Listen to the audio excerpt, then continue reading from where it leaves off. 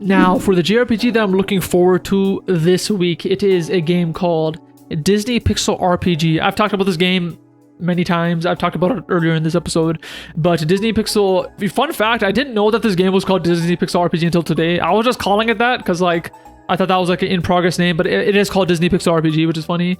And if you don't know what this is, it is a RPG with Disney characters, and it's going to be on mobile, and it's coming out on October 7th, and it is like a 2D, not isometric, it's like a top-down-ish fighting game. Like I saw like some pictures of it. There hasn't been like a very great trailer that shows a lot about it, but it looks amazing visually. And I mentioned it earlier in this episode, but the actual logline of this game kind of says that pretty much the plot of this game is, within this game, there are Disney games, and something happened to make all of them combine, and the character you play as is a player of those games, and you're gonna pretty much help them out.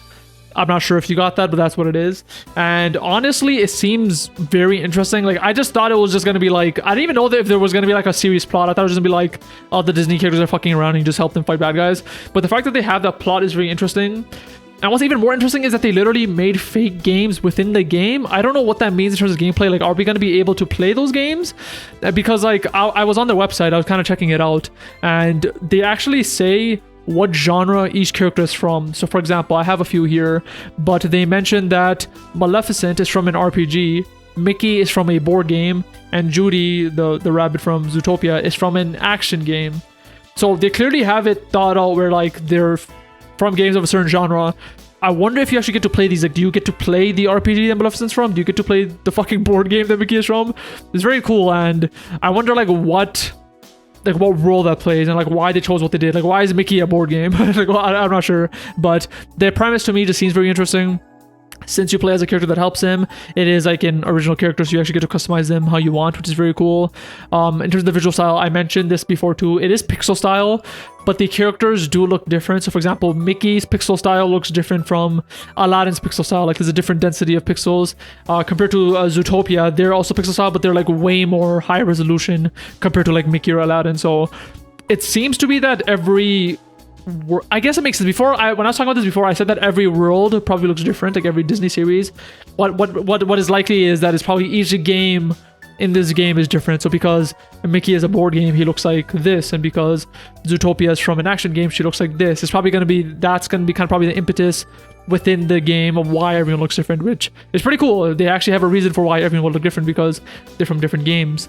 But yeah, I'm just really interested in it. It's coming out very soon, and just personally, I am kind of hankering to have another mobile game that I can play, which is simple. I usually play Wuthering Waves and ZZZ, but the problem is I consider them, I know they're on mobile, I don't consider them mobile games. Like, they're more like full-fledged games where like you really have to be in it, and sometimes I just want to play a simple ass game. And just something I do like every day is I like walking. Like, I literally just walk behind me in my hallway like for like 30 minutes just to get some cardio. And so sometimes I want to play something during it. Right now I watch videos, I'm like, I want to play a simple game that's not too heavy, and I feel like Disney Pixel RPG may be the perfect thing for that. And so I can't wait till it comes out. It's coming out within 3 weeks, and when it does come out, I will definitely play it and talk about it. And just in general, another reason why I'm kind of, getting interested in this game is, for some reason, I'm interested in Disney type games. I'm not sure why. It's not like I watch Disney movies, really. I don't. My Disney love comes from Kingdom Hearts, and so because this game is very Kingdom Hearts coded, I guess you can say, I guess I'm interested because of that. And like, because of that, whenever a Disney game comes out, I do at least want to try it. I played Disney, I believe it's called Dreamlight Valley, which is kind of like their Animal Crossing type game. I actually want to go back to it. It was pretty fun when I played it, but it was pretty cool. All the Disney characters are just living in a neighborhood, and like Animal Crossing, you come, you have to clean up your house, you get a house, and you just get to play through the game, which is cool. Another great example is Disney Speedstorm, which is their kart racing game. I mentioned this before, I believe. I think Disney Speedstorm is probably the best kart racer right now. This is the first kart racer I've played where I think it actually controls better than Mario Kart. Usually that is never the case. I've played a bunch of kart racers, but Disney Speedstorm specifically, I'm like, this controls better than Mario Kart.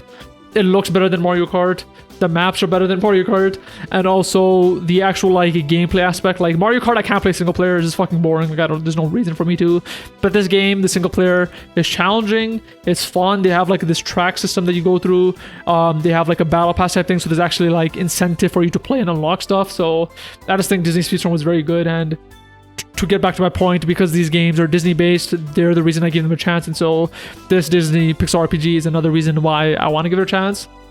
And something that I actually realized today, which is very cool, is originally when I saw this Disney Pixar RPG, I thought it was like a Western game, but that's just what I assumed because it's a Disney game, and I was just adding it to these episodes because I was interested in it. I learned that it's not. It is being, developed by a Japanese developer. I believe they're called Gung Ho Online Entertainment, I think. And in terms of me, that just gives me a lot more faith in this game.